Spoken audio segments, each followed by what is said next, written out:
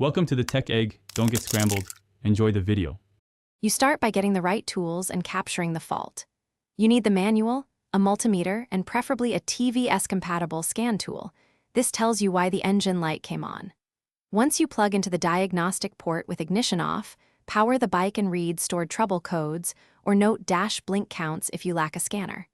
You must record every code and freeze frame reading so you know which system to inspect first. Don't guess. Now you act on the codes. Target the likely components and confirm with simple tests. If the code points to ignition or fuel, inspect and swap the spark plug, check the air filter and fuel flow. If it's a sensor code, backprobe connectors and measure sensor voltages against spec in the manual. Once you verify wiring continuity and good grounds, clean and reseat any corroded connectors. This eliminates many intermittent faults before you clear codes. With repairs complete, you clear the stored faults and confirm the fix. Use your scanner to erase codes or disconnect the battery for 10 to 15 minutes to reset the ECU, then reconnect and start the bike.